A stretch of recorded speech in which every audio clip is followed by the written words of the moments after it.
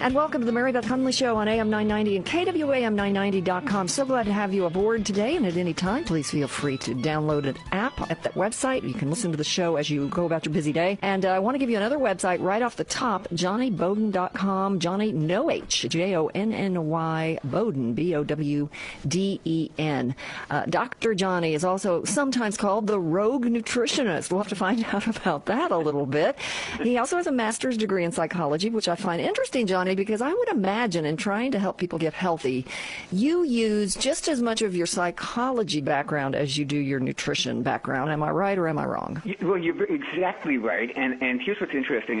When I went for my degree in psychology, I was going for my PhD, and I had to take a lot of courses that I didn't see any relevance to, such as three semesters of statistics and research design. Mm-hmm. And I had no intention of going into the health field other than as a clinical psychologist.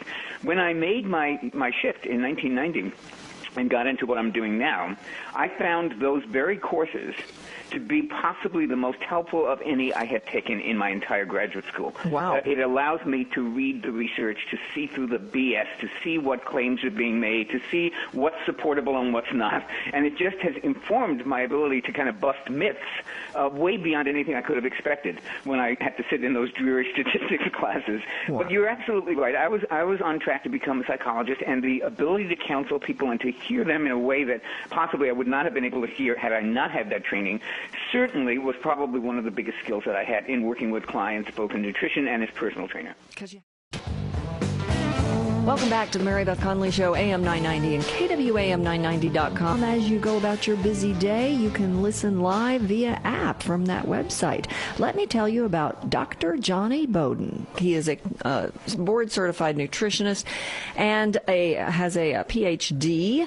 He has a master's degree in psychology as well. He's one of the best-selling authors for nutrition, the nutrition subject ever. 14 books out now, his 15th soon to come. And Johnny, the name of that book is Smart Fat, which leads me to the question, on this top 10 list of foods you've got to incorporate in your diet, where do you stand on fat? One of the worst things we're doing for our health is eating the wrong oils and the wrong fats.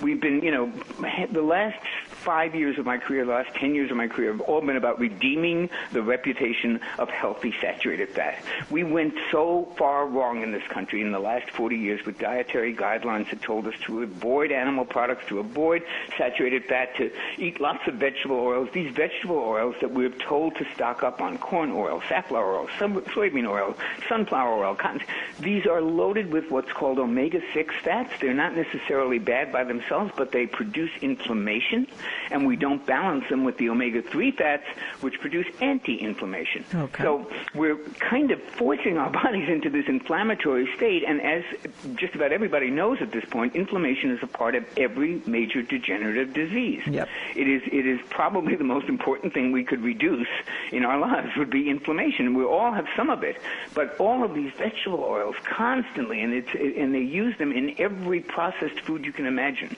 So we want to cut back on those, and we want to get some of the good, healthy saturated fats back into our diet, and monounsaturated fats like olive oil, but everybody knows that. Okay, so name some that we don't know. Yeah, I'm a huge fan of coconut oil. Okay. I'm a huge fan of palm oil, particularly Malaysian palm oil. Why Malaysian palm oil? Two reasons. One is the rap on palm oil used to be, it's saturated fat, you can't eat it. Okay, we now know, I hope if people read my stuff, they know that there's nothing to fear from healthy saturated fat. It has a lot of really potentially great health benefits. Mm-hmm. Palm oil particularly is red because of all the carotenoids in it and because of a part of vitamin E called the tocotrienols, which actually protect the brain. After a stroke, people who have a lot of tocotrienols actually are protected from further damage, and great source of that. So why do I like Malaysian palm oil? Because the rap on palm oil used to be, A, the saturated fat thing, which I think we can demolish, but B, that in many countries where it comes from, it causes tremendous deforestation. It hurts the orangutan population because that's their habitat. And in Malaysia, which is one of the most environmentally conscious countries in the world, 50% of the forests are protected. They do not deforest anything.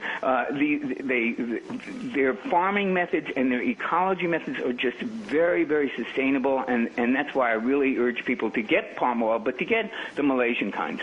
Okay, I like that, Malaysian palm oil or really coconut oil. Yep, coconut oil also, wonderful stuff. I love Barlean's. That's my favorite brand for coconut oil, but there are others. These are great saturated fats, and we would do well to start cooking with some of those and kind of cut back on some of the inflammatory ones like the processed corn oils and safflower oils and soybean oils. Okay, I like it. Can we count good oils as number 2 on the list? Sure, okay. Absolutely. All right. What's number?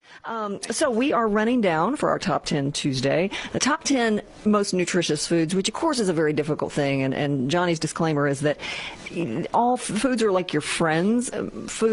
No one food serves all your needs. But here's a really good start. And so far we have grass-fed beef, wild salmon, good oils like coconut and Malaysian palm, and Swiss chard, a vegetable I promise I'm going to go home and try today.